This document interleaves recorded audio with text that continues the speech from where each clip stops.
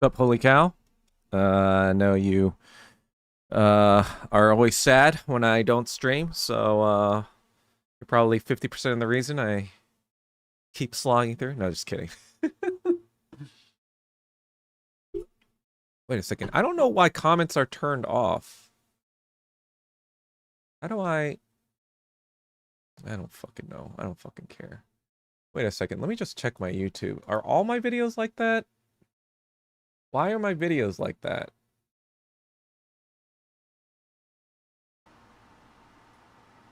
Why are comments turned off? I swear, like, someone's trying to fucking... I mean, it's not that big of a deal. It's not like, there's all these people trying to, like, I joke about this all the time, but I mean, realistically, I have 650 subscribers. I don't know how, but like, how do I stop it from like,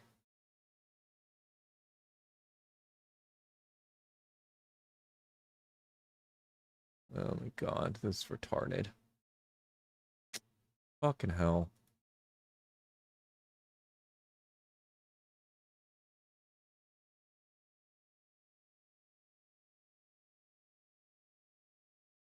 Comments, right? It says on my thing.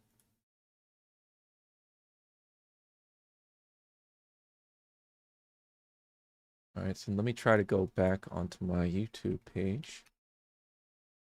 Sorry, I just have to do some fucking... Yeah. But like, when I fucking make it, it says it doesn't fucking... But like, when I fucking make... Yeah, what the fuck is this? Sorry. Alright, never mind. I'll look into this some other time. Sup, Fascism Watch. Just came back. Scary stuff during a genocide. I think you're a little sus there. But as long as you don't keep saying more sus shit, you know. What is this stream about, Duncan? Crossberry? What is this stream about? Well, the way I would sum up this stream is that, I'm an Asian American. I basically talk about politics from an Asian American standpoint, like what's actually good for us instead of, what, a lot of other people kind of want to speak about us or speak for us or speak about what's good for us or, tell us what is, I'm telling people what Asian Americans actually care about, because most of the Asian Americans in Western media are just fucking, all right, I can tell I can tell who you are. I can tell who you are. I can tell. It's just so fucking obvious. Like, get the fuck out of here. Like, I already fucking know what you guys are fucking trying to do. But guess what? Your club, it's over. So get the fuck out of here. It's just like so tired. So fucking tired of this bullshit. Oh, posted in the food channel. Whoops. Whatever. It doesn't really matter. I mean, it tags everyone anyway, so. Sup, Chevy Lynn? How's it going? This is like, this is why I don't mind, like, not having a lot of followers, because I just feel like it's good to, like, be able to be like, yeah, I know who Holy Cow is. I know who Richard Chevy. It's like, I already kind of know who's what's what. But these kind of retards try to, like, pretend to come in. Like, no, I've already set this up, so I already can figure out if you're retarded really quickly. That's the thing with whiteoids, They're so fucking retarded. Especially, like, emotionally retarded, that they can't conceive of how to blend in and actually be an Asian man because they're so fucking retarded.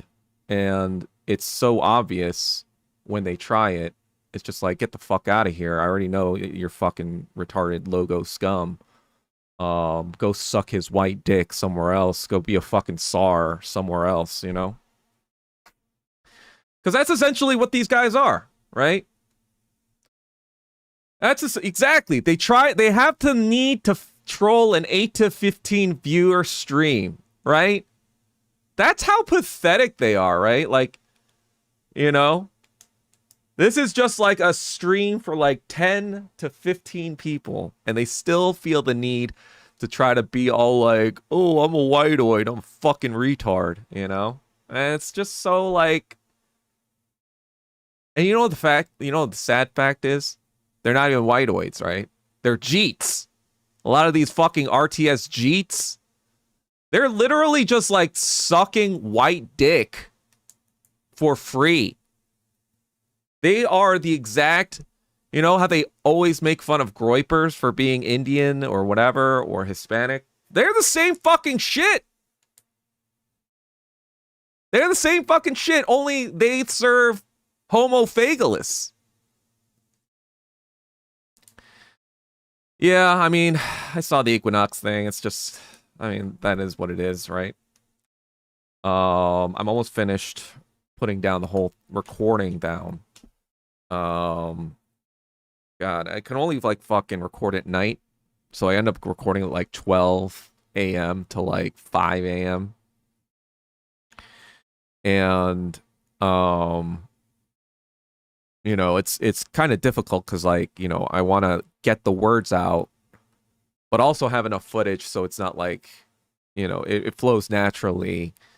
If I don't have segments where I can put just like images and whatever to cover everything, you know. And yeah, it's just fucking hot as balls in LA.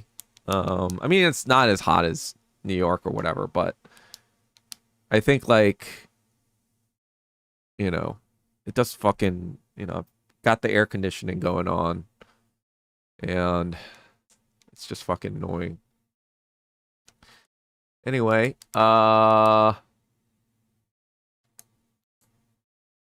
good time to bring out, they like to hear themselves talk. What's an equinox? Are you serious? Holy cow, where do you live again?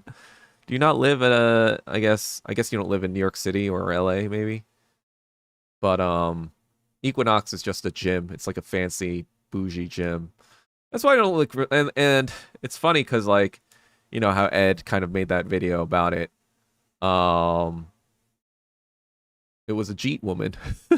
It's like, yeah. Guess what? Guess what? Jeet women are like, you know, they're no different from the Jeet men. That's for fucking sure. You know. Oh, the gym. I thought you meant a social media person. Oh, no. I'm just talking about that idiot who was here like 5 minutes ago. He's so obviously like another Jeet.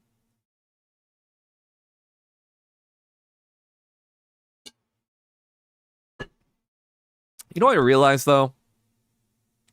A lot of these, like, people who are woke or anti-woke, they're two sides of the same coin, right?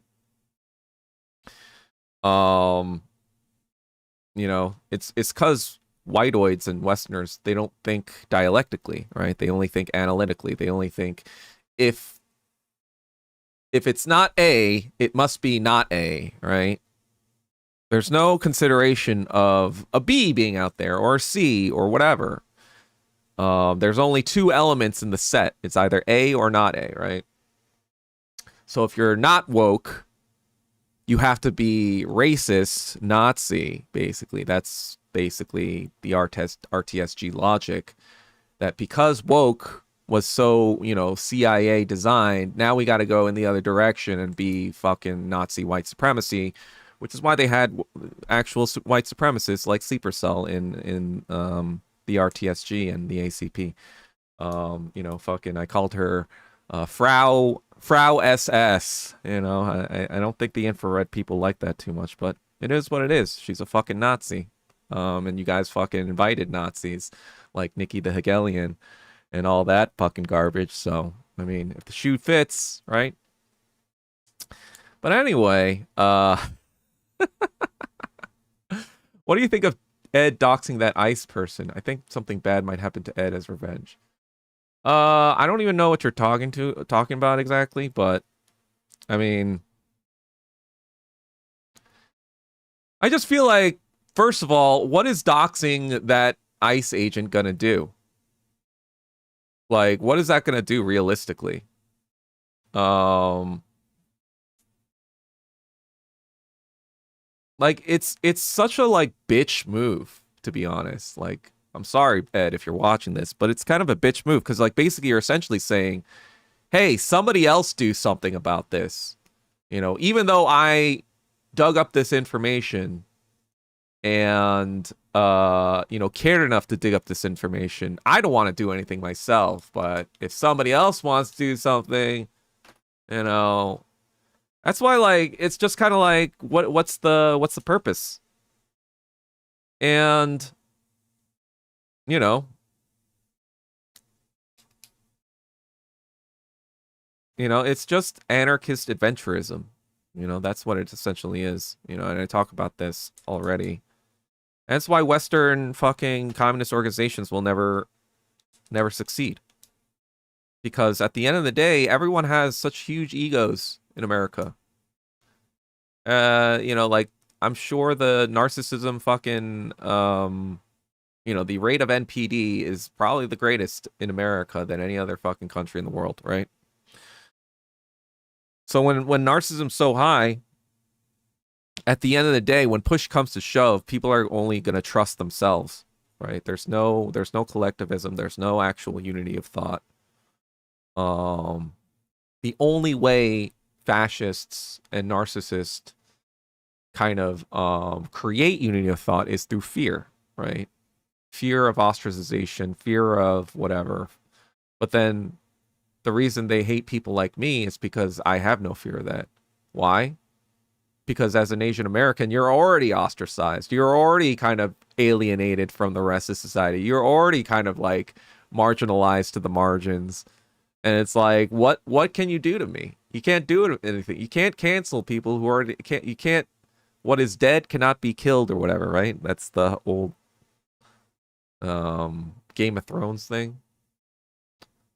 But yeah, that's the other reason why communism in America will never work until there's some sort of fucking civil war or World War III or whatever that basically like kills off all the Nazis in America. Well, then it might work, right? But you got too many narcissists in America, too many psychopaths, and a lot of them just fucking run the show, right? They run the media, they run the military, they run the government already.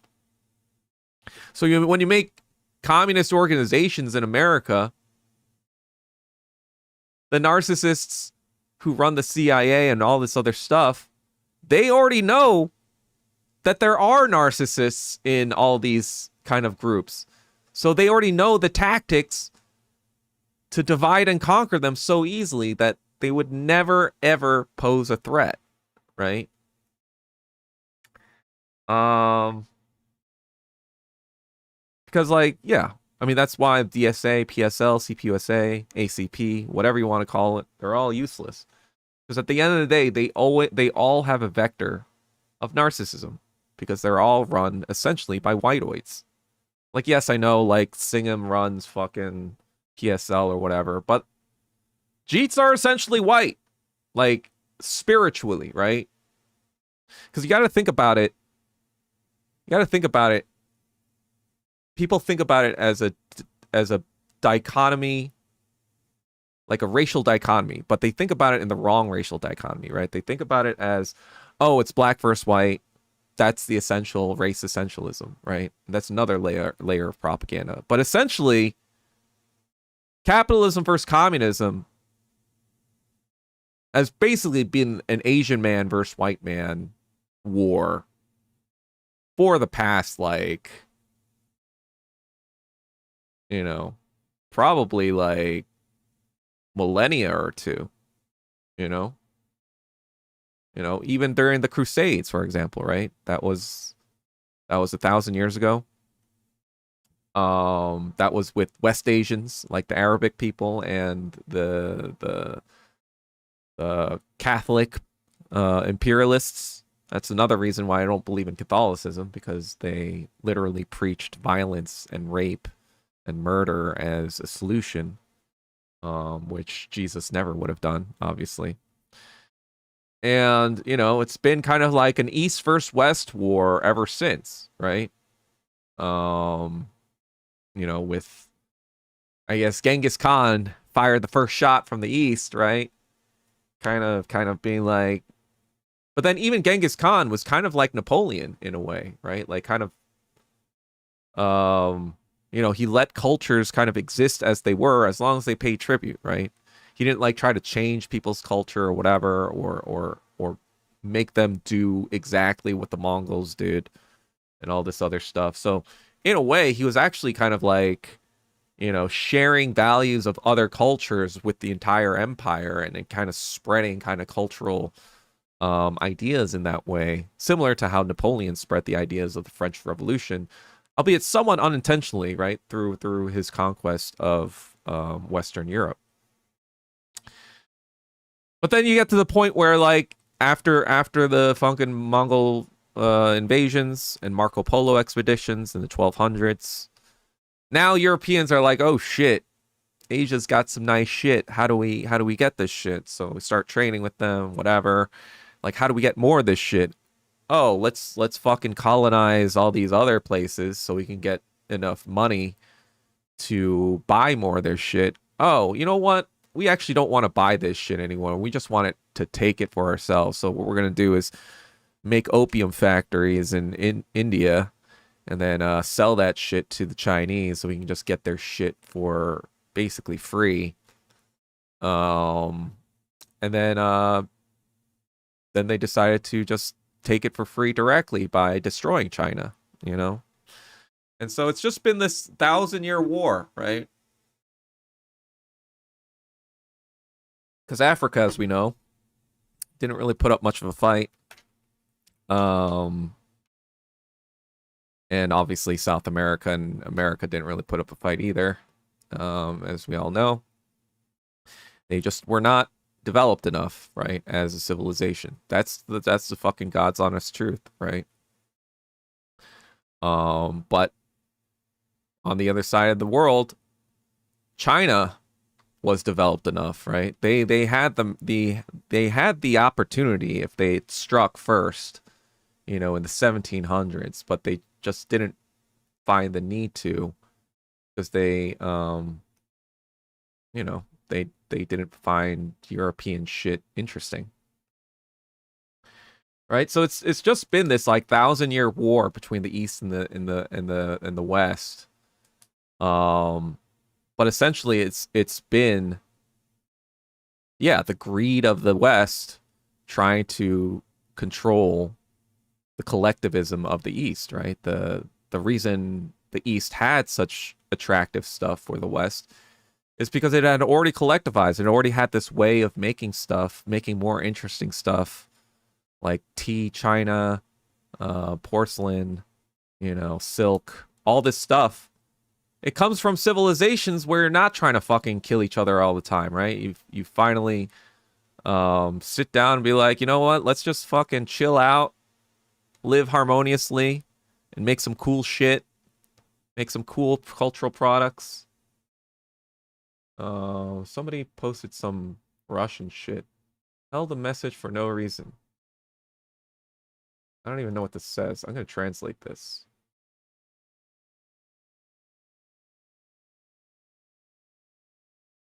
Uh,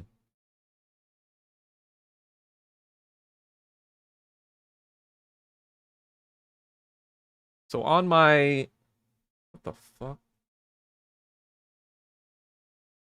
So on my, so on my Twitch stream, somebody said,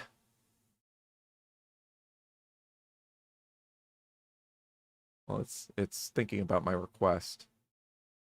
How can it? How? why does it take so long to fucking translate something? Fucking rock. Let me see some. I do think you need a bit of an ego to start a party, though. Lol. I mean, I guess so. Oh, somebody's. What the fuck? Guys, I get some weird shit from my Twitch comments. But whatever. Translation tech is still dicey. Yeah, a little bit. But that's the thing, you know. I think one doesn't just create a party, you know? Or successful parties aren't just like created out of like a single person, right?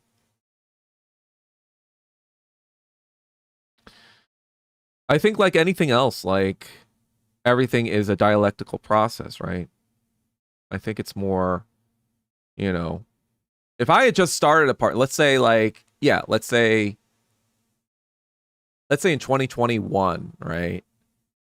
You know, I started a party, right? You know, I know a lot less than I do now, but I knew that like DSA, PSL, whatever.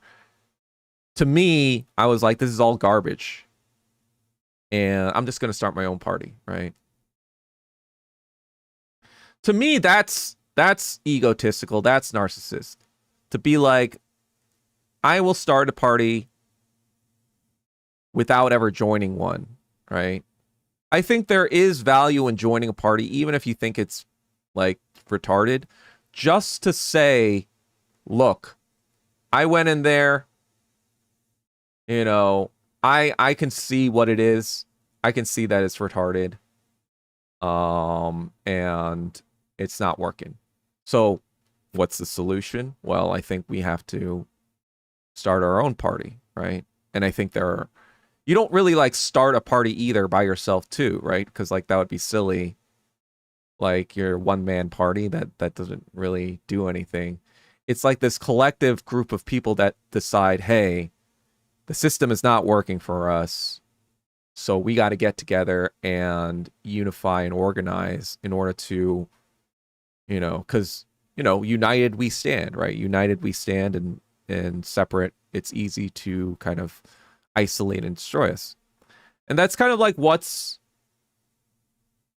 you know, as I've been making this WMF mind virus video, that's ultimately what I realized what the purpose of all this propaganda in America is, particularly for Asian Americans, right? Like I think a lot of it is just using the already pre-existing sort of tensions between different subgroups of Asian Americans, whether it's like Taiwanese against fucking mainlanders, right? Whether it's Koreans against Japanese people, whether it's you know, Vietnamese people against Chinese people or whatever, or, you know, all this other fucking bullshit, you know, that was basically caused by America. Everything except for Japan, right? Because Japan sucks balls.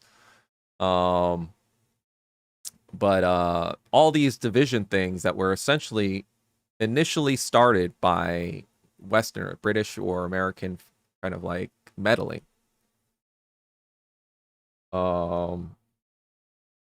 And so like the conclusion with all this, you know, as the people in the Black Panther Party, you know, that started with 2 college kids, right? But they were like, yeah, there's no political party in America that supports, you know, our interests. Not for real, right? Because the Democratic Party, even they understood that the Democratic Party were using Uncle Tom's to control them, right? That's why the CIA and the FBI, they took out the Black Panther Party because they were a threat, right? They were like, no, we gotta, you know, the we gotta turn the black community into goy cattle. But these Black Panthers are in our way, so we got to get rid of the Panthers. And then once we get rid of the Panthers, we can goy cattle the rest of the people. So similarly, I think like anything, any hope Asian American men have, and even Asian American women, right? Because I think like the only way Asian American women kind of like escape the noose, so to speak, of any sort of anti-Asian sentiment is to get married to a white man, right? Or to be subservient to white liberal power, right? And this model was obviously introduced when the fucking internment camps happened, right? The concentration camps in America, where they let any Japanese woman with a white husband, you were able to go scot-free, right? You were able to not be in those camps. And the same fucking, but if you don't, let's say you're an Asian woman who doesn't fucking, you know, is proud of being Asian and no longer like wants to be part of the white-oid system, then you're too kind of fucked, right? You're kind of in the same boat. And I think for the longest time, that's what the choice was, right? Like the which way Asian man, right? Like the two choices, either be a fucking cuck to the fucking liberal establishment of wokeness, right? Or try to be like a weird sort of like white supremacist cuck to like Kongman Lee, right? It's just like you're cucking yourself either way. So I think like in certain situations, yeah, it can be fucking narcissist to start a party, especially one that's essentially looking like a cult of personality one, right?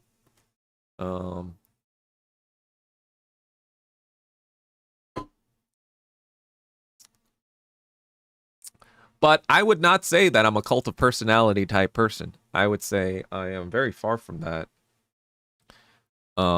Even Lenin and Ho Chi Minh, while they were alive, they didn't put up with stuff that, you know, deified them or anything like that.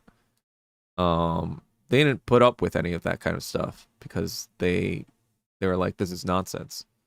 It was their predecessor or their future people that deified them for political reasons, right?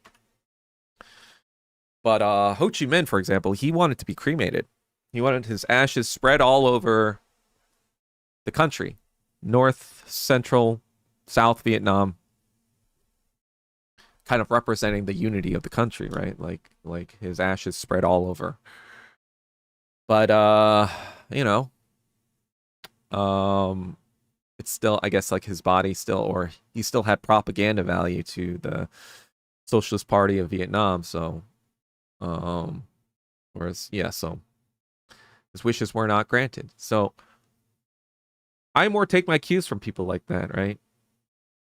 Because ultimately, that's the thing. Narcissists have to rule by fear eventually. They have to rule with fear of ostracization, fear of being on the outside, fear of missing out. They demand respect and unity. They demand unity of thought through fear, right? Whereas actual real communists, actual successful communists, they presented the facts objectively, right? Like, for example, the early parts of the Communist Party of China, you know, it came from, it was like an offshoot of the KMT, right? Because the KMT was a nationalist party. They wanted their own independence from these Western powers, right? They just had, you know, so the KMT was responsible for nationalizing China in 1912 under Sun Yat-sen, right? But Mao Zedong and Chiang Kai-shek were both part of the KMT at one point, but then, you know, obviously they both had different ideas. How, you know, like obviously Chiang Kai-shek wanted to go the Jap route, right? They wanted to capitalism eyes, liberal democracy eyes, or whatever the fuck it is, like westernized to be like basically Japan part 2 for China. Whereas Mao was like, no, we gotta fucking be communists, right? So then, and it wasn't like Mao started the party either. I think he was. I think the party already existed, right? Let me see.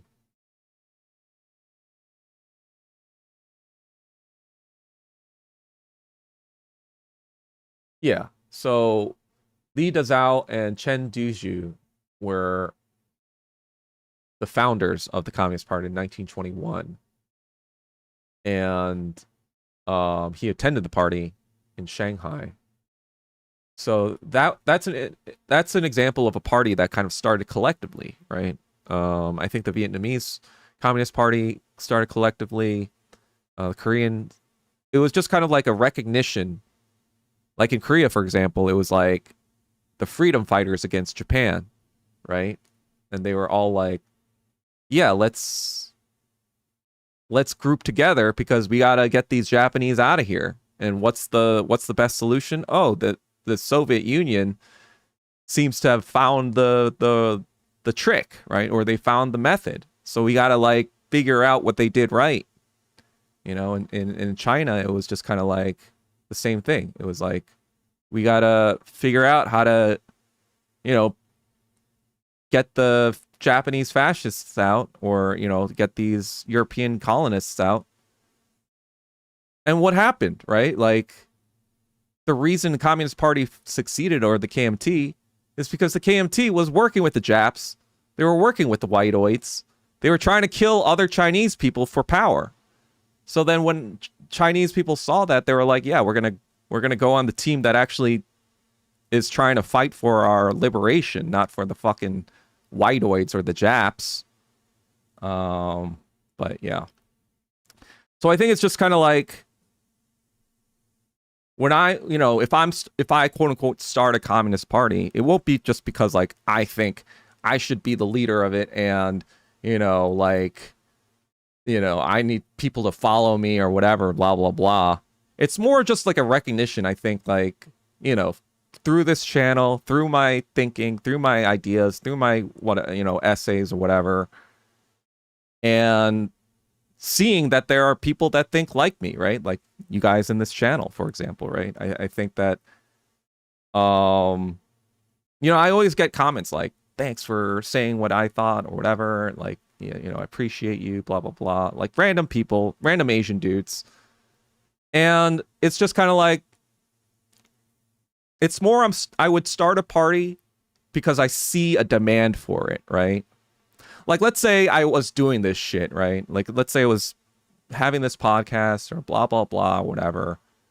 And, I got none of those things. It'd be like people just, let's say I had 0 followers and I was just like doing this shit.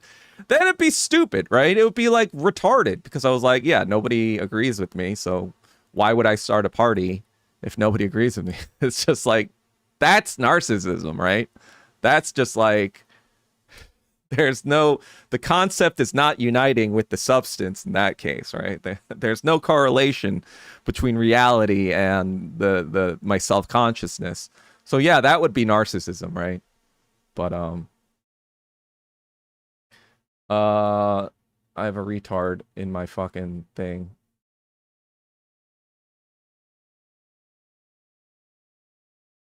How do I like? There we go. This fucking retard came on my Twitch to complain about how he was like, dude, you are truly an incel idiot. I made a sarcastic comment. Blah blah blah blah blah blah blah blah blah blah blah blah blah blah blah blah blah. Yeah, this all just like confirms that you were just a fucking troll, It's like, I like how they try to make it seem like they weren't trying to troll me the entire time, and then they just write this whole fucking thing that basically confirms that they think like a whiteoid. I don't fucking care. You know what? It doesn't matter if you were a troll or not. At this point, you're just fucking annoying. So get the fuck out of my face. Anyhow. Let's see. Weird that Twitch have a political stream. I thought it was meant to be a game stream. I mean, Twitch can be... I think Twitch started really as like a video game thing, obviously. But I think, so, you know, as people like Asmongold or whatever, they found that people were listening to them about their political takes too. So why not just make political take comments, you know, get some more revenue doing that. And so I think a lot of them transitioned into just being political commentators. Korean translation I can understand, not because of language, it's because knowing certain Korean mannerisms, if that makes sense. Why is it difficult to understand Chinese?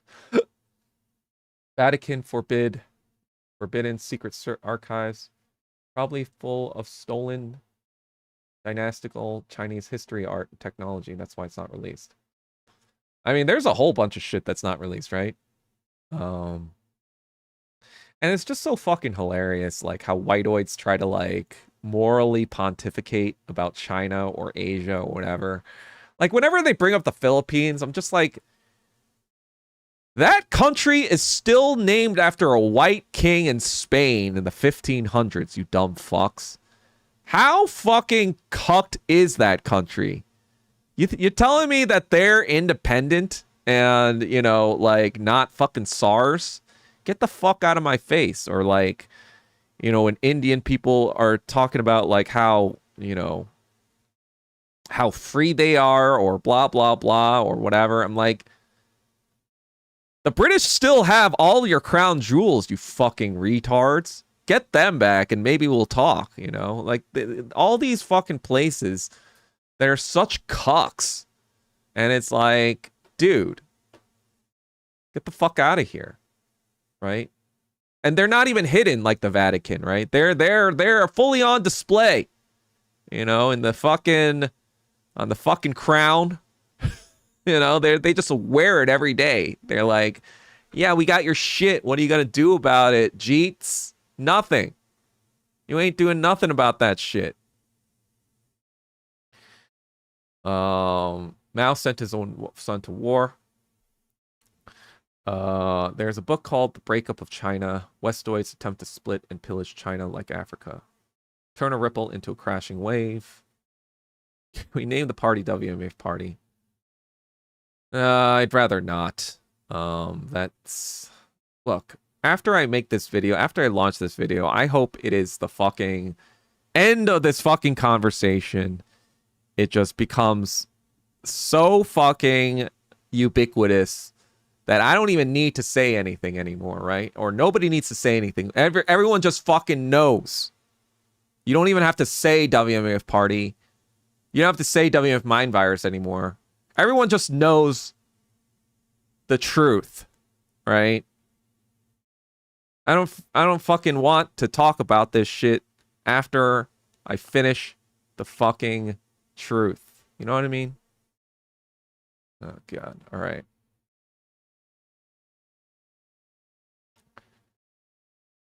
Tiny dick syndrome is rampant. Walls of text, typical whiteoid. Do you know what happened to Asmongold? Uses a dead rat carcass. What do you mean a dead rat carcass? How do you use a dead rat carcass as an alarm clock? Japan, Thailand, and Philippines are whites' favorite Asian countries. That's what they wish every Asian country was cuck like. Yeah, exactly. It's like the JJJ alliance, right? The Jews, the Japs, and the Jeets. that's the current the Anglos and the Judeo Anglo Jap Jeet Jewish alliance. No, the Anglo Jap Jeet Jewish alliance.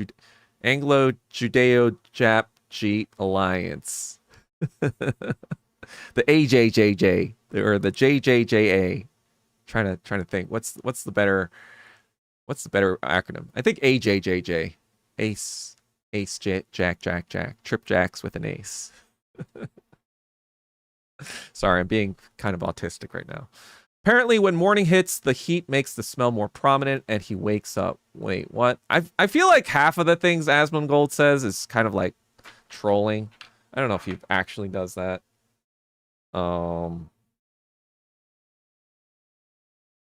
I mean, the whole fucking like his girlfriend or whatever, that's like just it's just like obvious rage bait, right? They're obviously creating rage bait. They obviously know it's gonna get clicks. They obviously know they're just fucking, like yeah. It's just kind of like, especially in the post woke era, right? The post woke era is basically like now the pendulum has swung to anti woke, right? And so because the cancel floodgates are open, right? Like, 4 or 5 years ago, you'd be canceled for saying a lot of this shit, right? Now it's like, oh, I gotta oversay this shit to really emphasize my freedom over woke, right?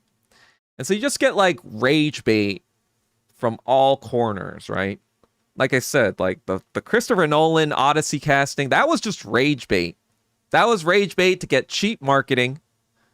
And now it's probably going to be Nolan's most successful movie in theaters, right? Not that his movies were like super financially successful. I mean, it's like maybe I'm setting the bar too high. I mean, they were all successful. Don't get me wrong. That's why he gets all these gigs.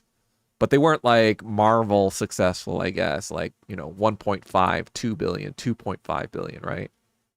They were all kind of like hovered a little like under a billion or around a billion.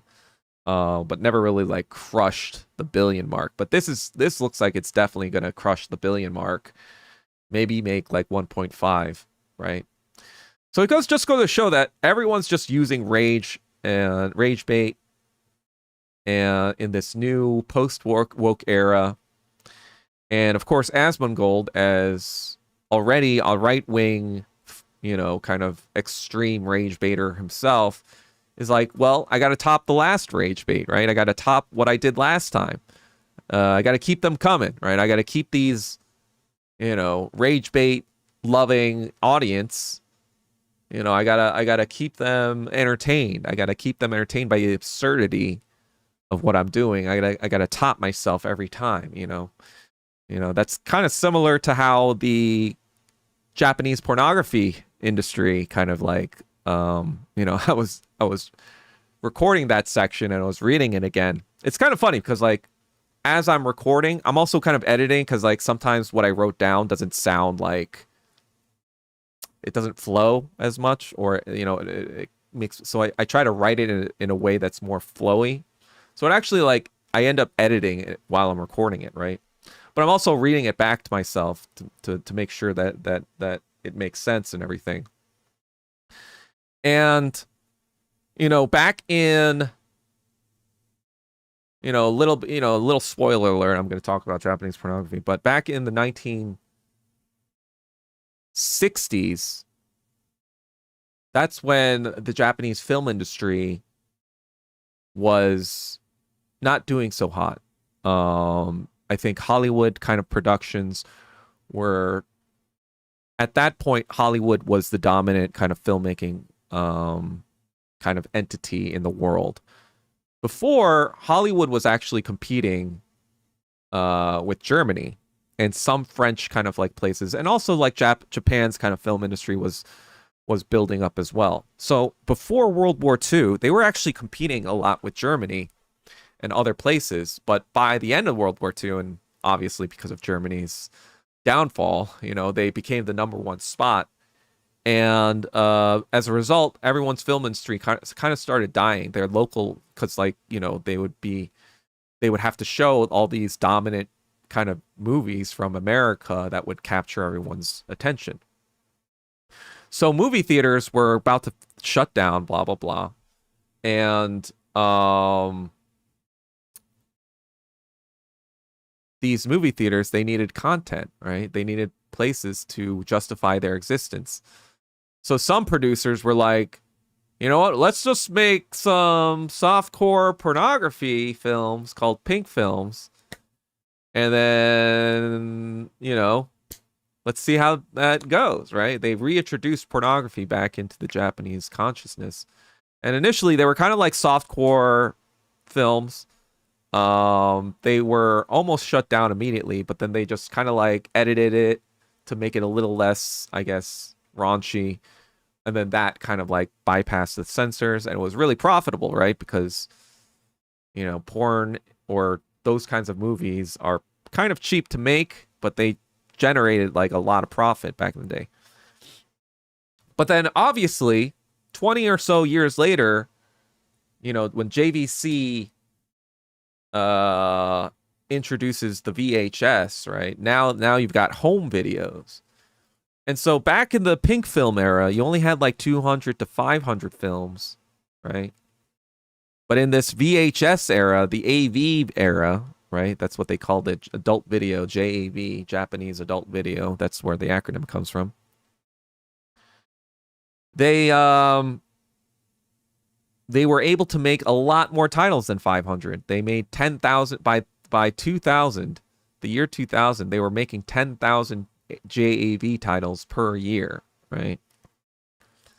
And as the 1980s started going, there's a lot of content out there, right? There's a lot of spank bang content, right? So it's like, well, if the supply is high, well, the demand is going to be lower, right? For any individual title, because there's so much content to consume. So what do you got to do? You got to make your stuff stand out, right? You got to be a little bit more, push the envelope a little, introduce some more extreme sort of things. And then I probably don't have to describe what I'm talking about, but I'm sure you've all come across such content before, so you probably know what I'm saying.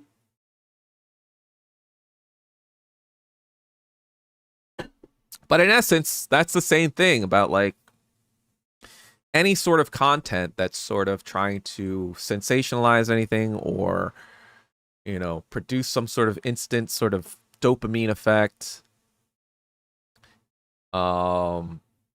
Any sort of content that's in that vein, they have to like do more and more ridiculous things, right? They have to like say like, oh yeah, I wake up with a dead rat, because when it gets hot enough, the rat smell makes me wake up. Like, let's be fucking real. No one, that's not what he's doing.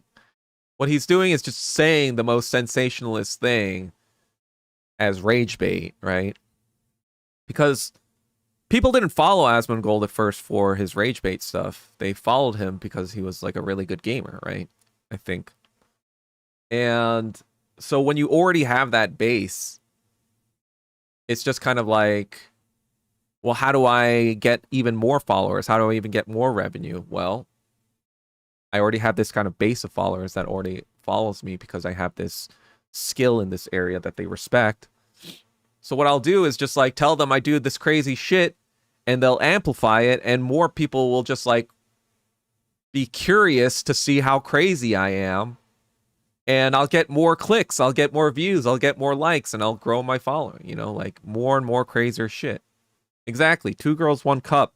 That's the same fucking shit, right? Like, how do I make it even more crazier? How do I make it even more like disgusting? We need Kanye to do a song for JJJ Party. Well, Kanye, if you're out there, feel free to get in touch. But really, like, that's, I will be making a Kanye video at some point. So I don't know if I want to make just about Kanye or if I want to make about, I think I want to make it just about Kanye, just to limit the scope. I feel like like when I do projects like the WF Mind Virus, I'm just kind of like, man, it is gonna be a long video. It's gonna be at least an hour and a half long, I think, at least. I just have to trust that enough people are going to be interested enough to stick it all the way through. And I think it's important. I don't think there's a part I can like kind of take out without like kind of, it has to be explained, like the whole structure has to be kind of laid out, you know? And so, but with something like, you know, Kanye and kind of like black liberation stuff, um, I think I could localize it to just Kanye. I'm trying to like conceptualize what I want to do about that idea. But I'm kind of like still fucking plugging along on this WMA shit. Dude, I'll watch the whole thing. Thanks. I hope so. I mean, like, most people in this group will probably watch the whole thing. And there's always 2.5x speed. There's always 3x speed, you know? Make it 30 minutes instead of an hour and a half. But I think what might be helpful for my video is I'm going to be doing that Opus clip thing. And I think like certain sort of clips will be like, oh shit, that's pretty insightful. But I also think like there's some interesting stuff that I learned for the first time in the past few months while making this video, you know? Especially about Japanese, like the stuff I was talking about, the Japanese pornography. You know, it's something that I knew, or like kind of like I kind of knew about it, but like to really hone down on the details, it's like, man, this shit, like you can see, it's almost like deconstructing how incels were created, right? Like, especially since I talk about Elliot Rodger too, right? I talk about Elliot Rodger, I go through his manifesto, I analyze kind of like what he's saying and how that's really, you know, related to his psyche as a half Asian male, and what his, you know, experiences are like around him, kind of like contextualizing why he's thinking the things that he does. And yeah, I think there's content in here that will be not just interesting just for Asian American men, but for a lot of men in general, like Gen Z men, like even incels, right? Because they'll be like, oh, this was the real story of Elliot Rodger, right? This was the real logic behind the WMF mind virus. This was, you know, everything the incels say today about women is just kind of like stuff Asian men have been saying about Asian women, you know, WMF women for the longest time, right? It's just that incels have now essentialized it to all women, where I'm like, no, it's a specific type of woman, right? A specific type of woman who understands what marriage and what relationships are like in the context of capitalism, right? The women that are it's the most visible example of hypergamy in Western society, right? So from this model, you can see other women copying that model, right? Especially not other non-white women who get with white men, right? You can see the logic behind this kind of like hypergamy. So I think it'll be interesting to a lot of Gen Z men. And non-Asian women, right? Because now they're like, oh, this is the game Asian women have been playing the entire time. This is what they've been doing the entire time, right? And so, yeah, there's going to be something interesting for everyone. You know, I talk about Asians as well. I talk about Cold War propaganda. I talk about the Imperial Japan.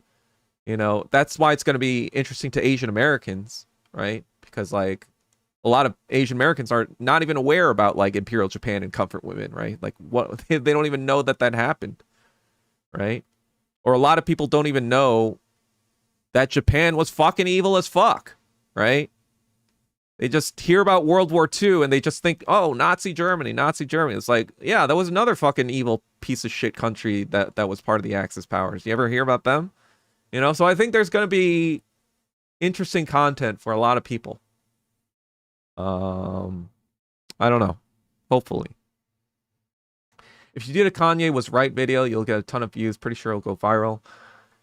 It won't really be about Kanye being quote unquote right. It'll be more about tracing where his thinking comes from. Um, After reading a lot of Western and especially German philosophy, I'm pretty confident I know exactly what he's talking about and why. And especially like because I've also studied Black liberation theory as well, particularly Malcolm X and Frantz Fanon. I still want to do a little bit more research on that before I make that video. Um, but I think like my mind was kind of expanding a little bit because I was like, do I want to just make it about Kanye or do I want to make it about Black entertainment? Since since Michael Jackson, pretty much since the 1970s, and how that was co-opted by you know the government and corporations since the 1970s, or since really the 1980s was when it became much more kind of controlled. Um, so that's kind of like the debate because like I'm just kind of like Kanye is a significant piece of that, right? But he's not the whole story. So kind of want to figure out if I just want to make it about Kanye or about the Black entertainment industry as an entire whole. Since the 1970s, 80s. I don't know. I have to think about it, but I'm just trying to finish this one, trying to make it through. I don't know. Maybe I'll try to make my videos 30 minutes at max in the future. We'll see. This was 54, 55 pages long on Microsoft Word. So anyhow, Naked Director basically explores Japan's transcendence. Naked Director. What's the Naked Director? Oh man, do I have to do some more research? Oh god.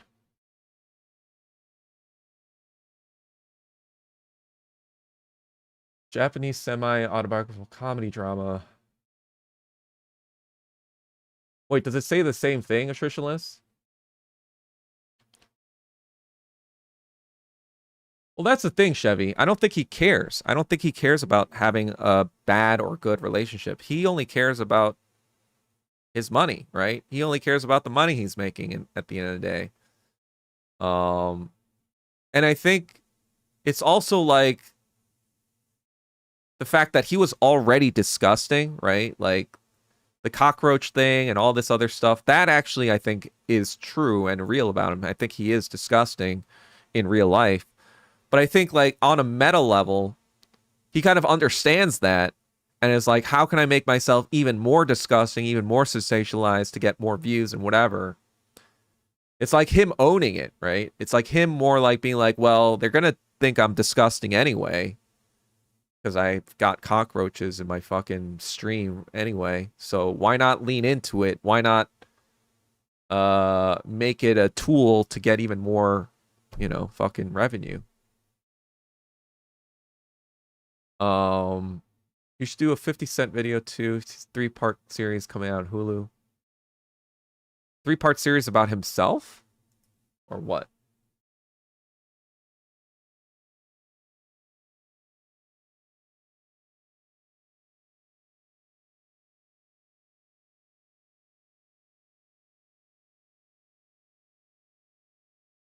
Well, 3-part series about what?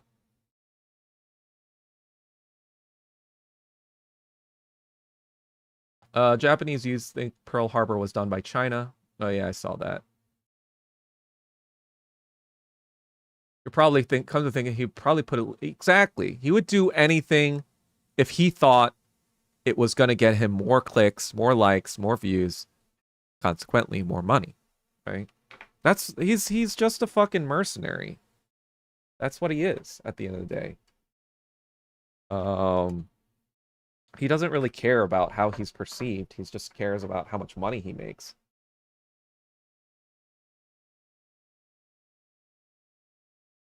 And yeah, some people think notoriety, there's no such thing as bad press, right?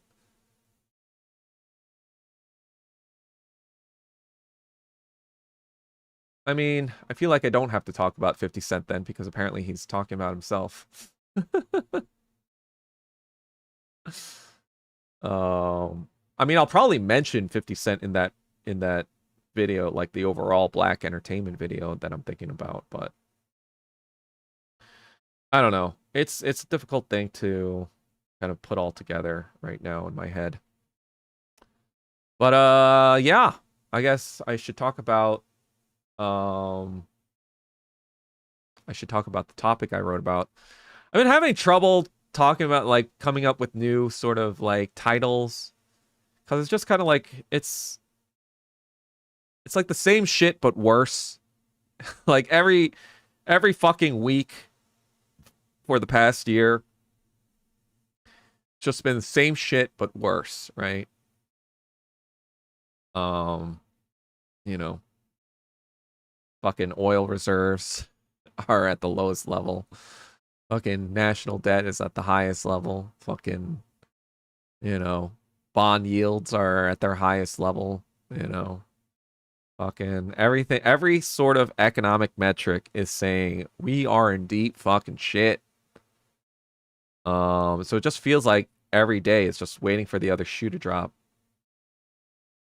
But I guess I named it the final stage of Goyslop, meta Goyslop, is because now the conversation is no longer about like, oh, what does this mean? What is, you know, like what does the Odyssey mean? What is the meaning of the of what Nolan is trying to tell us? What is Nolan trying to say with the Odyssey? No, it's like so many fucking retarded MAGA woke now that are just complaining about, you know, 10 minutes where they had a black Helen of Troy and you know, trans Ellen Page or Elliot Page or whatever the fuck.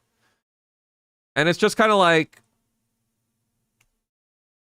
well, A, that was very obviously rage bait by Nolan, right? For that free. But it's just like B,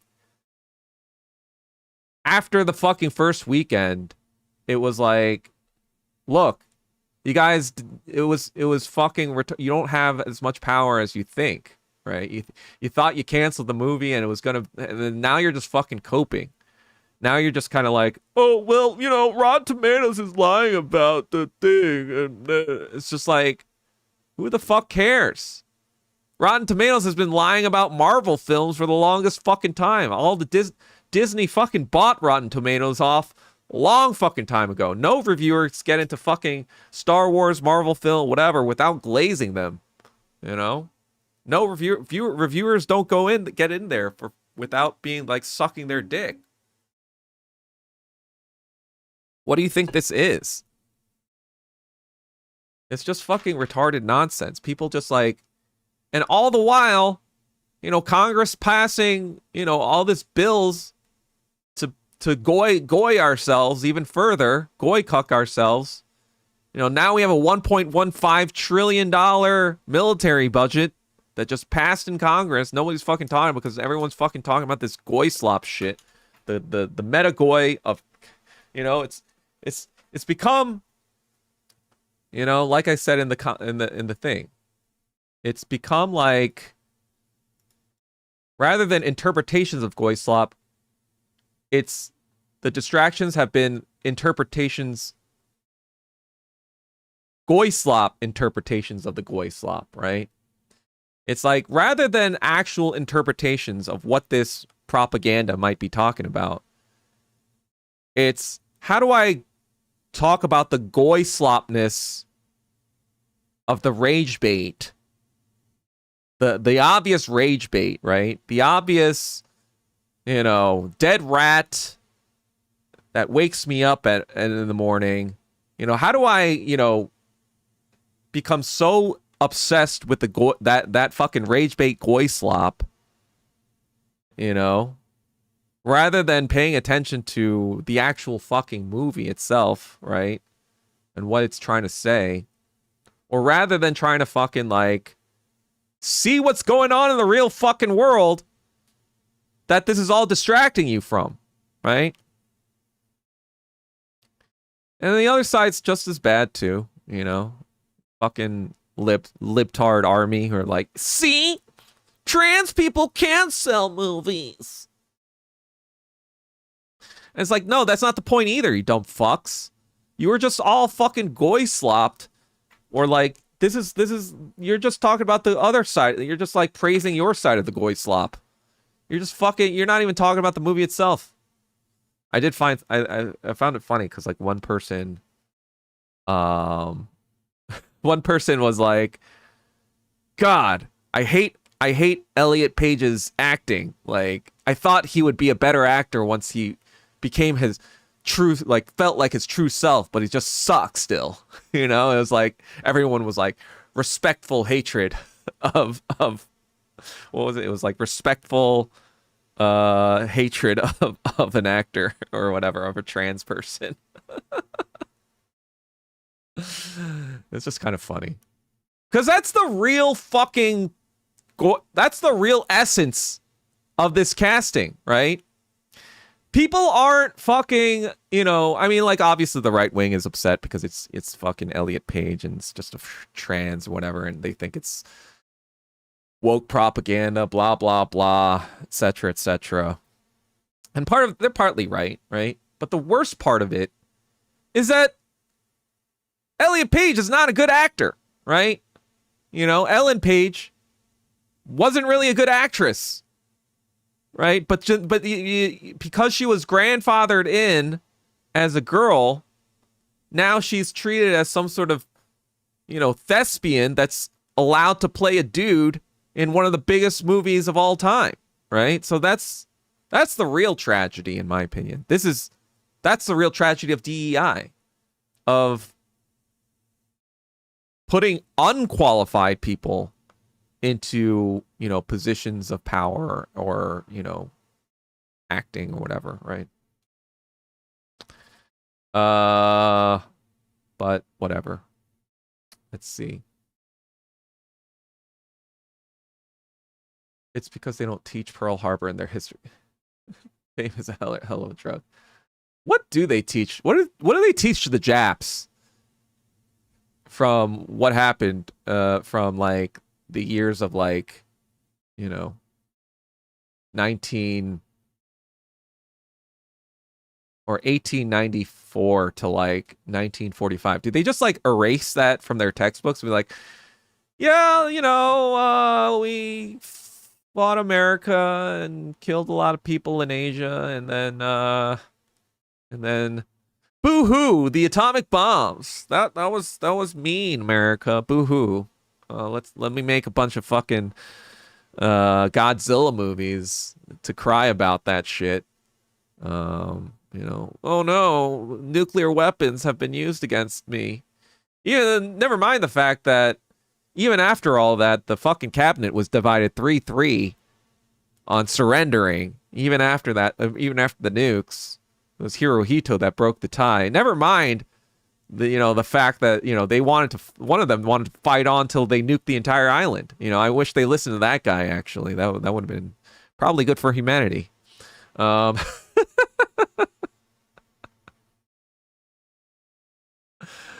in a way, it's kind of like that's their ideology, right? That's the fascist ideology. Might is right. So it's like, well, if you don't have might, well, you're wrong, so you should be eradicated, right? Like, if the Nazis were true to their policy, they'd be like, look, we got cooked by the Jews not once, but twice. Maybe we shouldn't try it a third time. Maybe they are the superior race since they won. We lost again. So maybe they should get rid of all of us. You know, if fascists were true to their policy, they would all commit seppuku the moment they lost.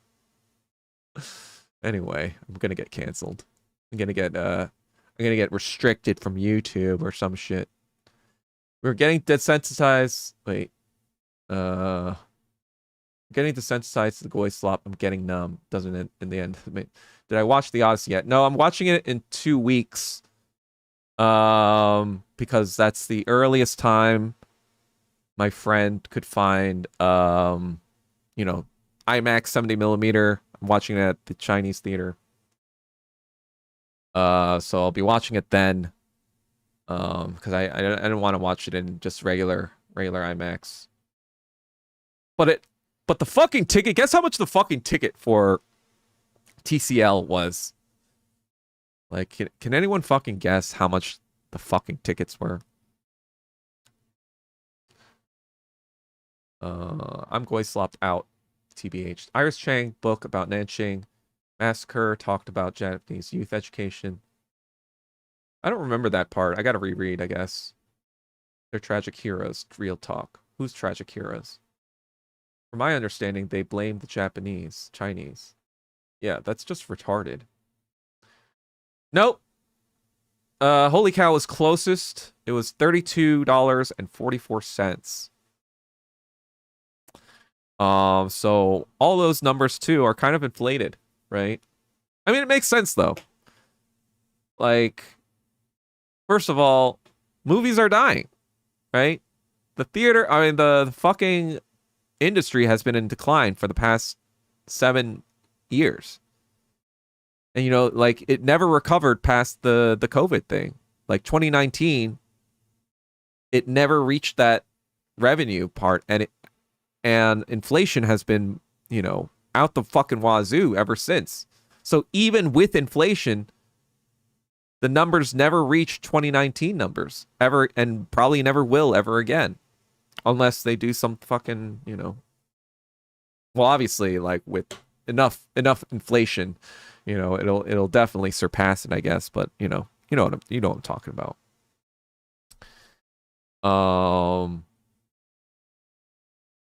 But it's just kind of like everyone's just fucking retarded, you know? Everyone's just saying the same shit, you know. No one's got any real solution.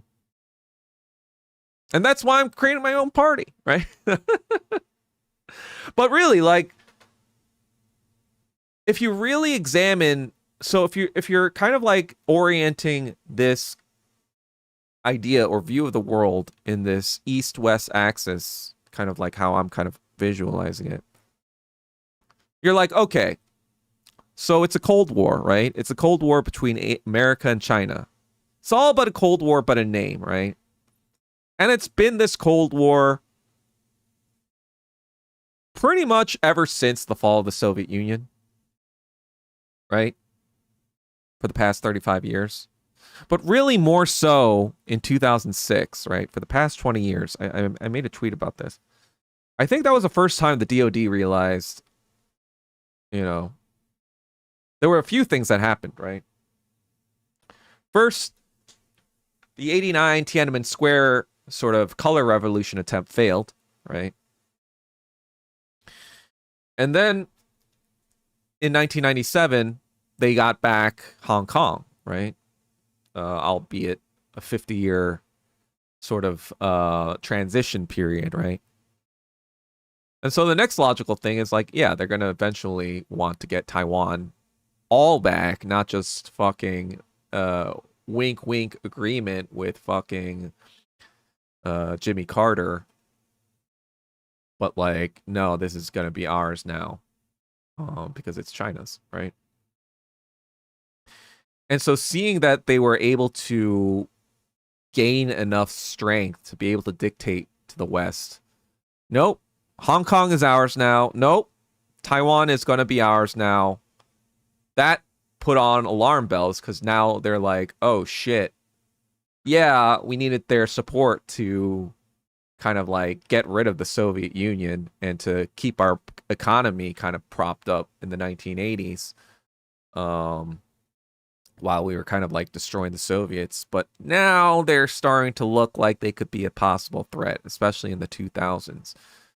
And so for the past 20 years, there's been a much more intensified Cold War, and especially in the past, 6 years, right? Ever since COVID, ever since the 2019 Hong Kong protests, right? That's when the Cold War really started to become a little bit warmer. It's becoming a little hot in here. So if we think about it from like the east-west axis, right? We think about east versus west. What is the thing they are both competing at? It's AI, right? If every single Chinese AI researcher, Chinese American AI researcher, moved back to China today, the Cold War would be over. America would be done. Its future prospects, it would be over. And so if the goal and the solution is to bring communism,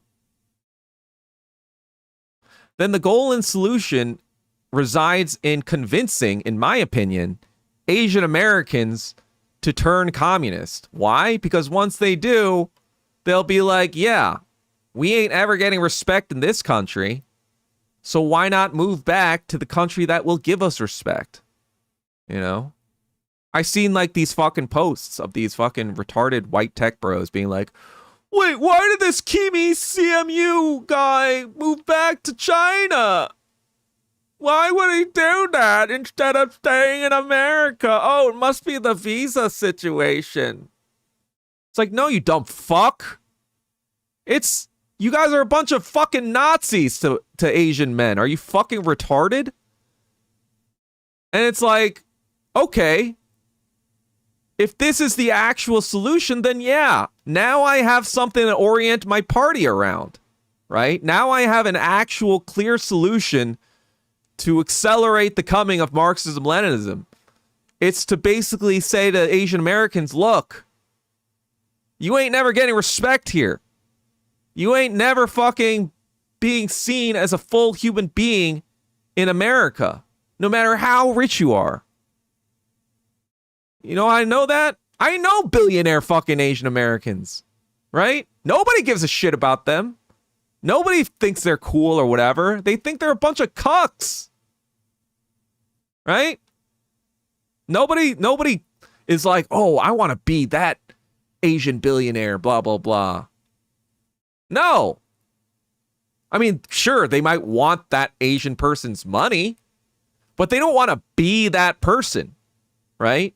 Why? Because Asian, it doesn't matter how much money you have in America. As an Asian man, you're always a fucking cuck. So it's like, you know, to make sure that China wins, one of the things is convincing Asian Americans here that your life ain't gonna be shit here, no matter what. In every single fucking scenario, whether America wins or whether China wins, both instances, you're never gonna be fucking seen as a full human being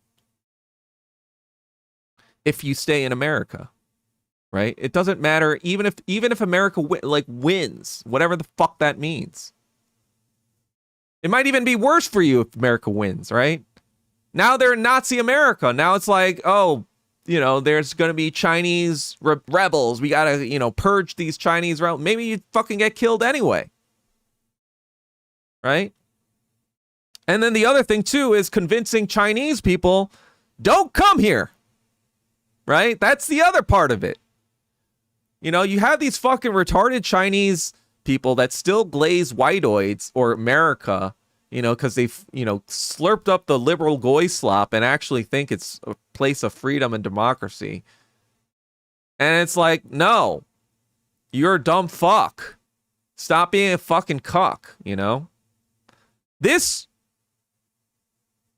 would bring about Chinese victory a lot fucking faster. And that's essentially what we all need. We ain't getting communism by changing this shit within. That's for fucking sure. So that's the other reason I don't support any of these parties anymore, because it's just a fucking waste of time. Like, what the fuck are you doing? Like, what is organizing these truckers gonna do? What the fuck does that accomplish? Unless you can coordinate a nationwide strike and totally disable the American economy, All of it is fucking nonsense. It's fucking, and that will never fucking happen. So what's the actual practical solution for communism? Well, maybe it's making sure the actual fucking communists who've been doing this shit for 77 years actually succeed, especially over the fucking imperialists that are trying to make them not succeed. So that's why I'm just kind of like, this is all fucking jibber jabber. You know, it doesn't even matter to me anymore if they have the correct line or whatever, blah, blah, blah. All of that is irrelevant. Why? Because look at the current material situation. Look at the material conditions of today. Labor value, it's possible that labor value will not even be a thing in our lifetimes.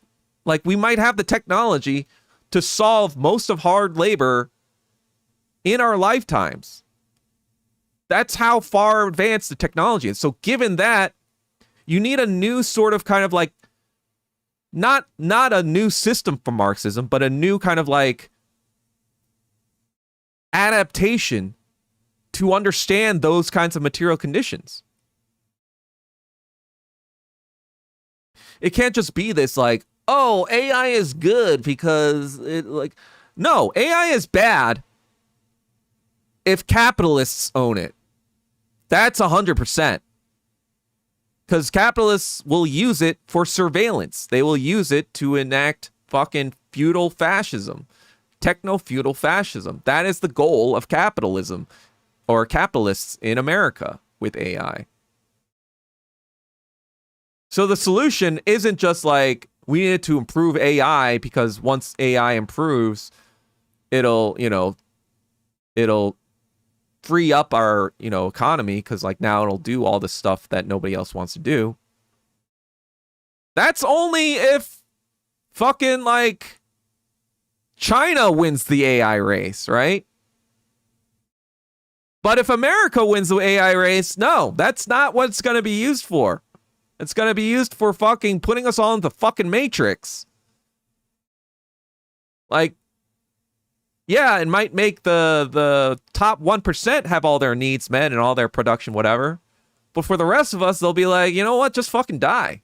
We don't fucking care. We don't even need you anymore because we got machines. We got solar technology. We got energy to make ourselves self-sufficient. So we don't even need you to be around here. And they'll build these little fucking bunkers and whatever and blah, blah, blah.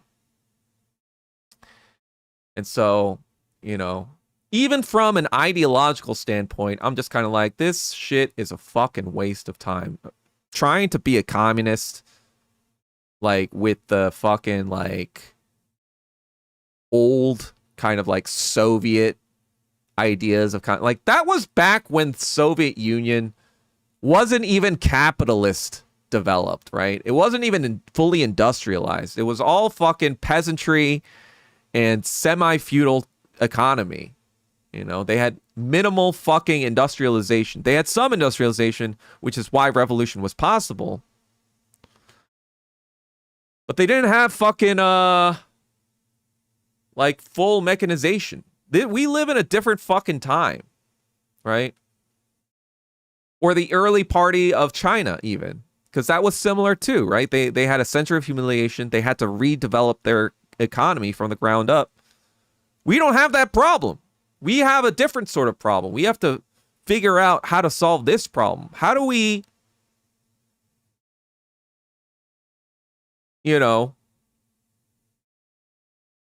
how do we make sure this techno-feudal fascist civilization doesn't come to be? And to me, it's just kind of like, I'm just kind of like, you know what? We got to get the fuck out of here. Asian Americans, we got to get the fuck out. We got to go back to China. Do what they told us all along. Go back to China. That's right. The solution was there all along. The solution was there all along, right? The real solution was there all along. Do you think fucking organizing like boonies, guys in the boonies in America, the middle America is gonna fucking do anything? No. They already don't have jobs because they're obsolete. Because the jobs that they did no longer exist anymore. They've already been mechanized. They've already been fucking, you know. So what leverage do they even have anymore? And even with the truck thing, right? It's a perfect example. The truck thing, they are working on AGI driving for trucks as we speak. This shit is going to be fucking robotized. Like Andrew Yang said, it's going to be fucking robotized very soon. You know? So what leverage do you have there? The thing about the American government or the CIA is that they were smart, right? They were like, okay, how do we destroy communist movements, right?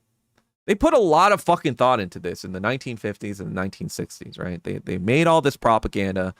You know, the Cold War, the CIA back in the 50s, 70s, they had their top fucking guys, their top G's on this shit, right? One of the brilliant things was, hey, instead of, you know, making people work here on like proletarian type jobs, why don't we just move that shit to the third world, make them fucking work at it, and basically bourgeoisify most of our middle class into these bullshit PMC jobs that don't actually do anything but like just manage parts of the corporation that then manage their international parts abroad. You know, this is how American imperialism works. It takes all of the fucking bullshit, not the bullshit, or it makes everyone have bullshit jobs here where you don't really have to do that much, to be honest, right? You just have to clock in and clock out.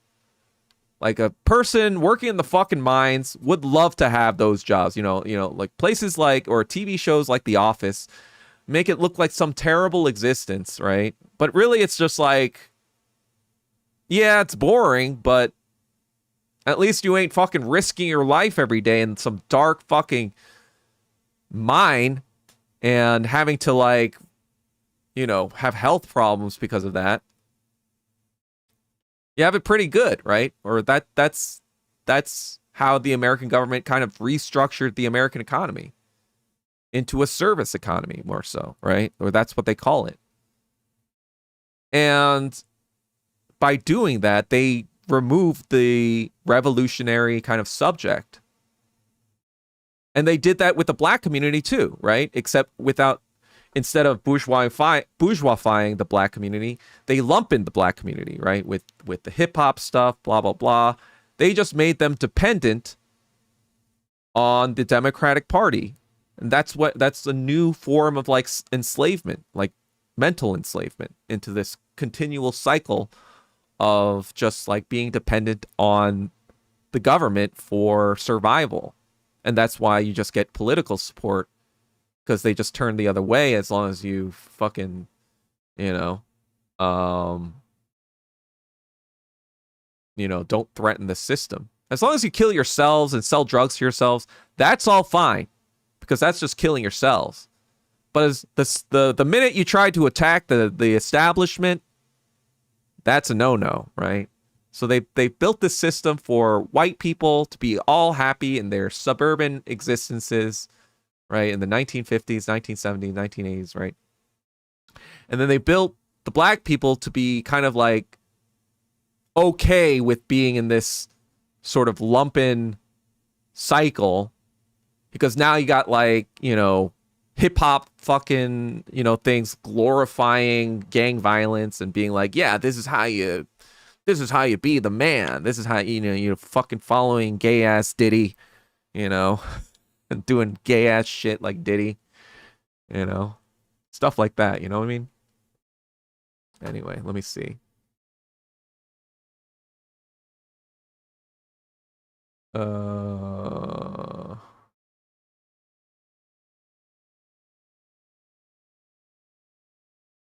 Probably the only movie I could watch on 4DX.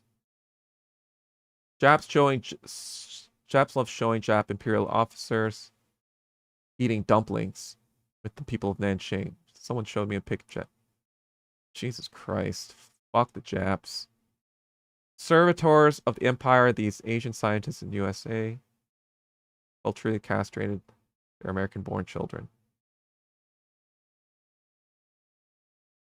Yeah, and 50-year as is, as China agreed during the Hong Kong handover come time for Taiwan. Those honkies sold their apartment homes to move to escape to the West, only see their homes explode in price. That's the ironic thing, right? They were like, oh, that's the Shanghai buyer's remorse effect. You know, people who from Shanghai who or like other kind of like tier 1 areas in China that moved to the United States in the 1980s or 1990s thinking like, yeah, like America, I can make money. And then like realizing if they had stayed in Shanghai, they'd be richer than they are now. And they're like, fuck, I gotta hate on China to justify my bad decision. You know, that's another form of narcissism, right? I've been doing a lot of research on narcissism recently. You know, I kind of like do a lot of research on cluster B personalities because I have to know the mind of my enemy, and I have to know exactly how to trigger them and lead them into traps in order to destroy them. So I study the dark arts to figure out how to destroy dark art users. But one of the things I came across was basically like narcissistic people, essentially how their mind operates is that there are two versions of themselves, right? There's the real version of themselves, and there's the idealized version of themselves. And they have to project the idealized version of themselves at all costs. They actually hate their real selves. And so if anything ever threatens that idealized version, they lash out, they become fucking crazy because now you've discovered their secret. Now you've discovered what their inner self actually looks like. So they almost have to fucking come at you in a way that's like, fuck you, that's not blah, blah, and then like try to redirect it at you, try to fucking like kind of like project whatever it is about themselves onto you, because that's the only way their mind operates, right? They think that everyone is like them, so that they have the same motivation. They must have the same motivations. So that's why a lot of narcissists, when they attack people, they project what they actually are onto other people. And so in the same way, these people that move to America, a lot of the reason is because they are narcissists. They're like, yeah, I can make it in America, you know, like I can't make it in China here. All these other riffraff Chinese people, all these silly, stupid mainlanders who couldn't come here to America like I did, and you know, like now I'm gonna be an American, you know, all this, you know, I'm freedom, blah blah blah, etc. Stolen valor from moving to this other country, and then when the version of themselves, their ideal version of this American version, now seems less than the Chinese version that they, you know, because it was easy, right? Because the Chinese version of themselves, they really hated, right? So they saw themselves as this idealized American version. But once the Chinese version of themselves that they hated, right, and they projected to all these other Chinese people in China, now it's becoming even better than the American version that they've made of themselves. Now they have to attack that Chinese person. Now they have to attack China. They have to make it so that the Chinese version is still underneath the American version somehow, in some way. So this is like basically the Shanghai buyer's remorse effect. This is like the psychological underpinning behind it.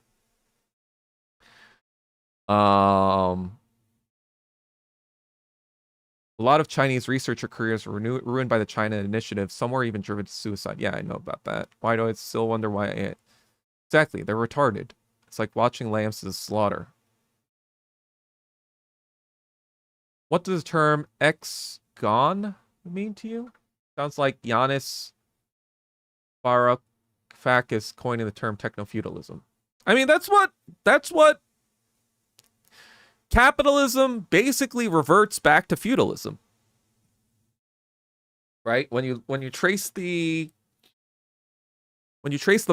Marxist kind of like explanation of productive forces throughout history, right? You got slavery, or you got primitive communism at first, hunter and gatherers, whatever. Then you got slavery, right, where there's like a ruling class on front, and then the slaves that just kind of like do all the real work.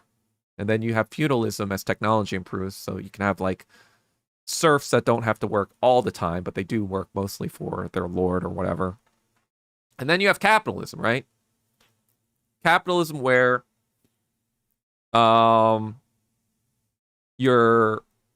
it is more progressive than feudalism, because now like things are produced based on demand for them. Things are produced based on incentive structures rather than like the whims of a lord or whatever saying like, we need this much crop this year, or we need this much whatever. They're kind of like,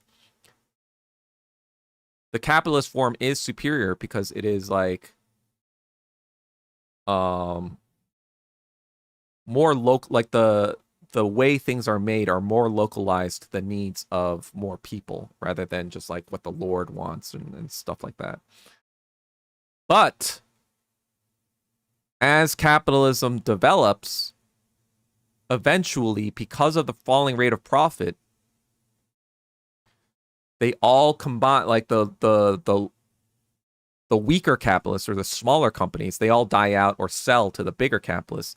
And eventually the industry just becomes one, or, an oligarchy, a monopoly or oligarchy. And then so when that happens, now it becomes back to a feudal sort of society, because now the fucking monopoly winner, that person is the lord, right? That person dictates what gets made and whatever, blah, blah, blah, or how much gets made and all this stuff.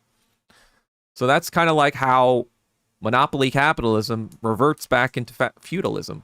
They call it fascism, but it's the same sort of thing. Like fascism, it's just a name for a government system where the state is ruled by finance capital. But then who owns the finance capital? It's just kind of like, instead of the right to rule by, kings and whatever back in the day, like Louis XIV, blah, blah, blah, they say like, I am the state, I am the god or whatever. They rule because like there's some sort of religious endowment of authority, right? But in capitalism, that authority is money, right? So in essence, we've become kind of like, capitalist societies have become a society that worship money. And so like the right to rule for this capitalist is their bank account. It's like, how rich am I? How much money do I have? And so it's all but the same sort of structure, superstructure, all but in like form, right? It's the same essence. Like it has a different form just because it's like about money and like whatever, instead of like about like, the sun god or the Christian god or whatever, the god, whatever, that justified law of rule back in the day. Anyhow, did you know you need DEI to be qualified for the best movie nomination? Yeah, but I don't really care. I just feel like Hollywood is just a fucking imploding joke. Like the only reason these changes are being made is just because like it's just to appease the bourgeois like people in the Liberal Party who are black or gay or whatever, blah, blah, blah. That's all it's there for. Right? Like the actual poor LGBTQ people or the poor black people or the poor whatever, nobody fucking cares about this shit. Like representation. It's really just like the rich people because they want to now feel like they're part of the rich people. It's not enough to just be, you know, rich themselves. Now they gotta feel like, okay,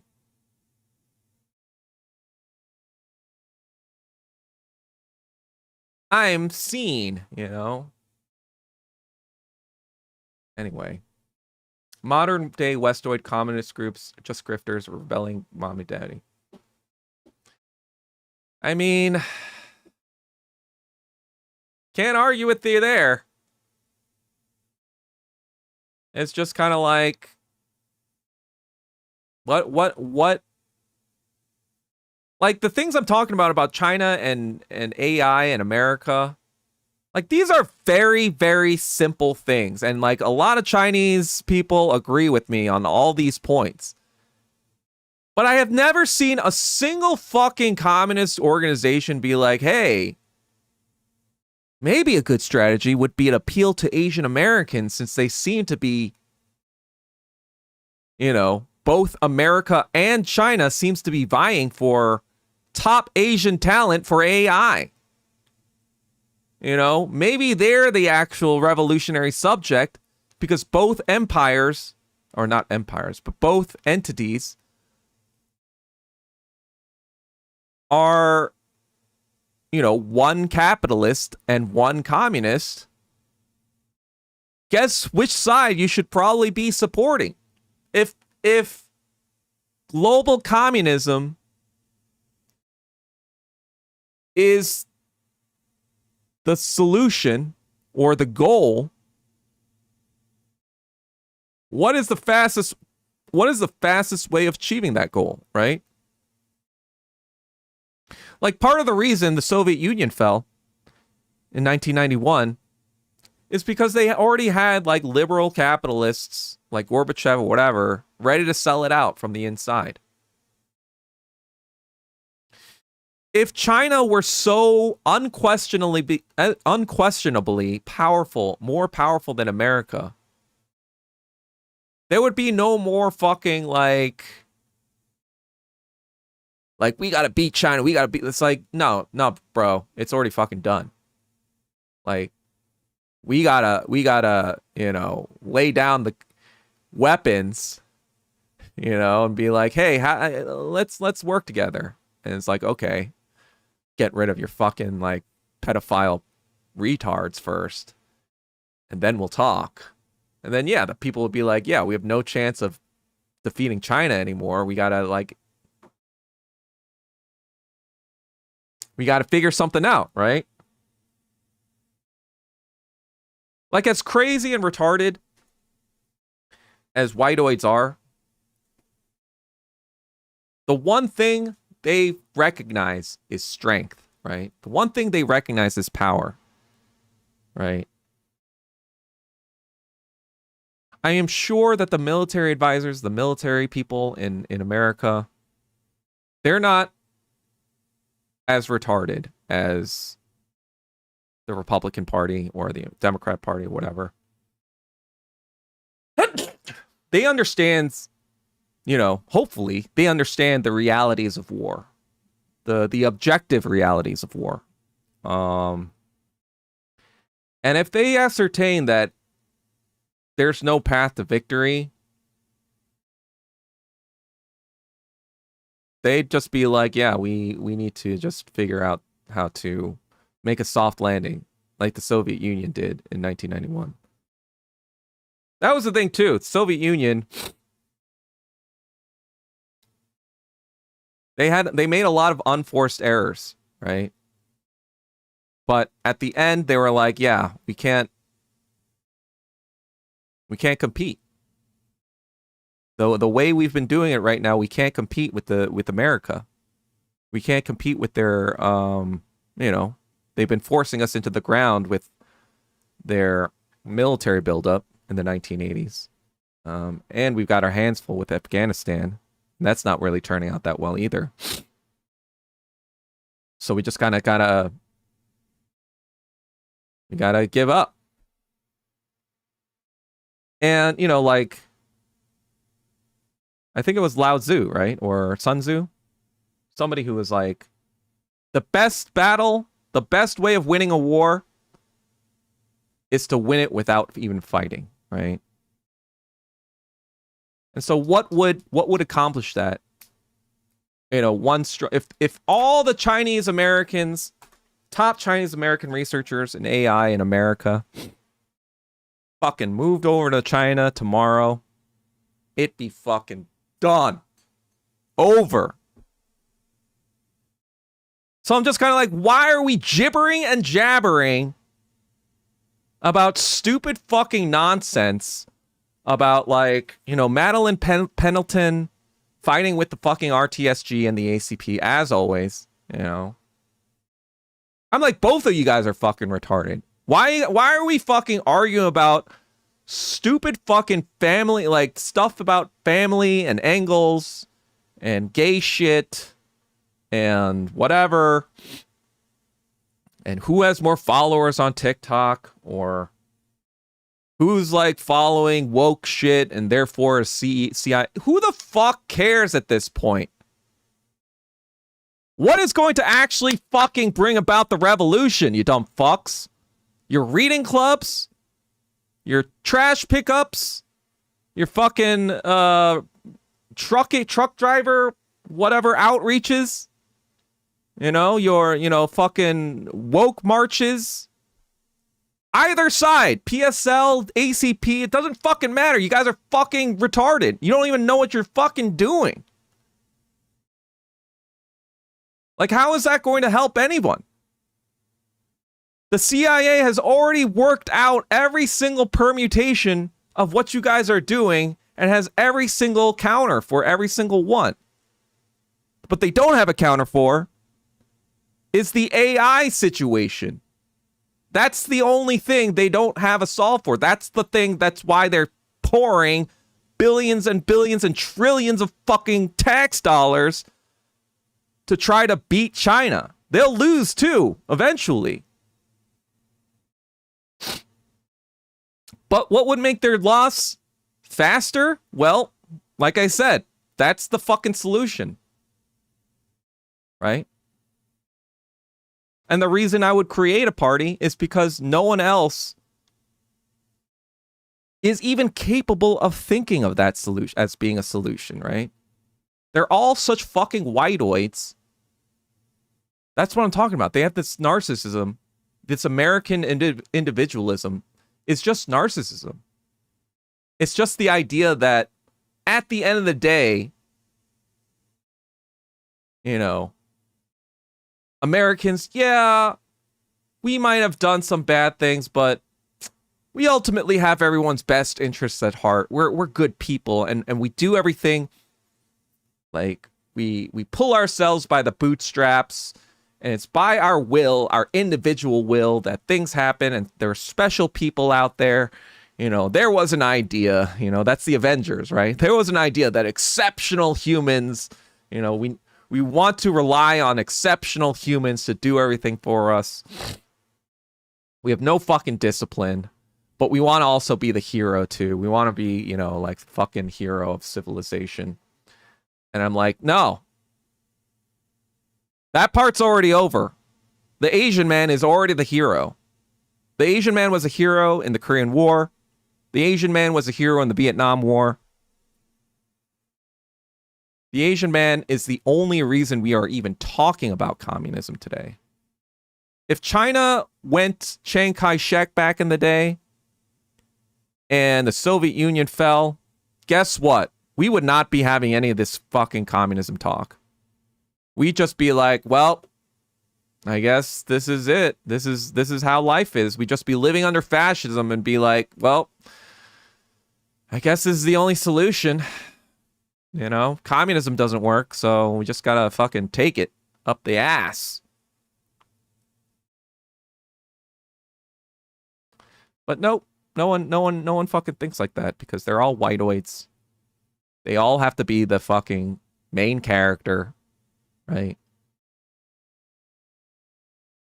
They can never admit that, hey, maybe Asian people have been doing it right because there's something about their culture. There's something about the way they live, the way they grow up, the way they work together. You know, maybe there's something about this Asian society, their relationships, how they relate to each other, how they like, you know, that creates these societies that actually work. You know, 400 years ago they started to think like that, right? People like Gottfried Leibniz, you know, people even like fucking even Schopenhauer at some point kind of praised Chinese sort of societies. Even Shopes, even the hugely racist Shopes. Actually, he wasn't that racist. He just really hated Jewish people, though. Schopenhauer actually critiqued the United States, too. He critiqued the United States because he was like, you guys are just enslaving human beings. But yeah, he did not like Jewish people. That's for damn sure.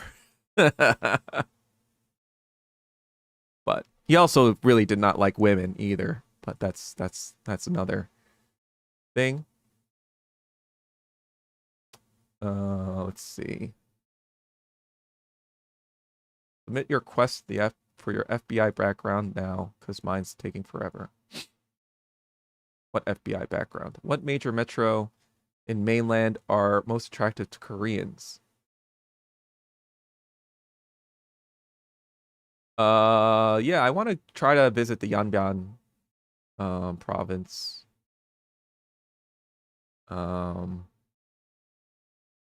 the closest to North Korea. Stuff is in Korean and Chinese. Technically, Koreans are part of the 56 ethnic minorities.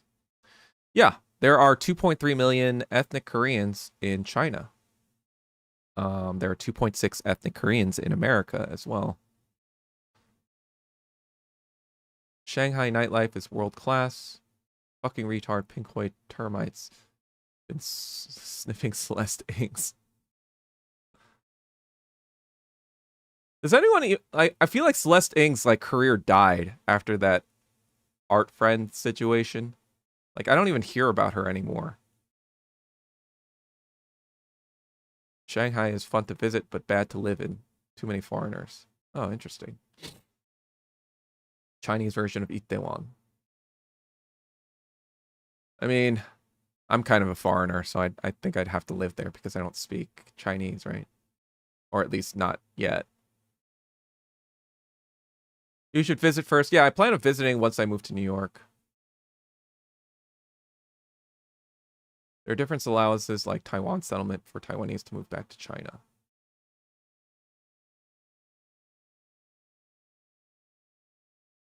U.S. Communist route. Exactly. They love to say, oh, we support China. We support Chinese people. It's like, no, you don't. You don't give a fuck. Violence is the only language the whiteoid and Japoids understand. Yeah. Sun Tzu. Got it. Even DPRK, I keep seeing Pyongyang being constantly improved. Wait, have you been to Pyongyang, Core 6 Beaver? DPRK is going to be the ROK by simply making more babies. Yeah. I hate how Westoids misinterpret Sun Tzu as military aggression. Yeah. I mean, that's why, like, look, Asians already beat fucking whiteoids in military strategy. You know how I know? We fucking dominate in League of Legends. We dominate in fucking StarCraft. What war game do Asians not dominate at?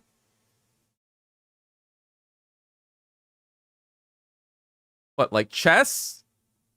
I think we even dominate chess too, right? Well, we obviously dominate Go, which is more actually indicative of what real war actually looks like. Um, but whitoids, they only think in like that's the thing. Whitoids, even chess is hierarchical, right? You got your pawns, you got your bishops, you got your rooks. Even in that, in fucking Go, every piece is equivalent, right? What matters is the positioning of your pieces. What matters is how you encircle the enemy, how you lead them into traps, how you fucking, you know, figure out and understand what they're trying to do and how you counter that stuff, right? How you position things. But in chess, it's just like, it's basically a representation of just a cavalry charge, right? It's just like side against side. How do I kill the other king, right? But in Go, it's like it's like, how do I gain the most amount of territory? How do I secure territory? How do I encircle my enemy? How do I fucking do all these different things? You know, I'm not going to pretend like I'm a good Go player, but I do kind of like know the underlying sort of like logic behind the game. And it's sort of like, yeah, the key to victory is not about like a hero rising from the ashes like Odysseus or some shit. The key to victory is being able to work together as one, like the Protoss. That's why they have the psionic link, right? That's how they all think together and are able to work together. The crazy thing is that the DPRK was always developing. If you follow the Western propaganda, it seems like it popped out of nowhere. One thing that will always be undeniable is that the fact that China is the only country with the insurmountable EXP. Art of war is perhaps their greatest creation. Westoids only know destruction, not how to build. Celeste. Oh, that's like, no, never been. Okay. Alrighty. Oh, wow. I thought I didn't have much to talk about today, but it's already 2 hours in. If anyone has, I still have to finish recording, so I'm probably going to end now. So, if anyone has any other things they want me to comment about or questions.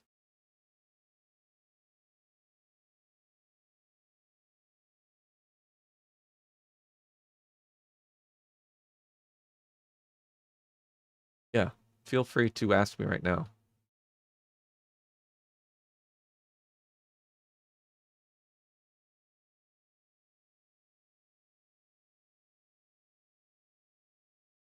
All right, Core 6 Beaver. Three Kingdoms is arguably the most famous art of war. I'm out. I'll probably be back on Sunday. Just to talk about more of nothing, I guess. I don't know. I'm trying to think like what else is to talk about right now? I just feel like we're all just waiting. We're all just waiting for the shoe to drop. We're all just waiting for something bad to happen. But yeah, I guess I'll just keep yapping until that does. All right. See you guys later. Peace.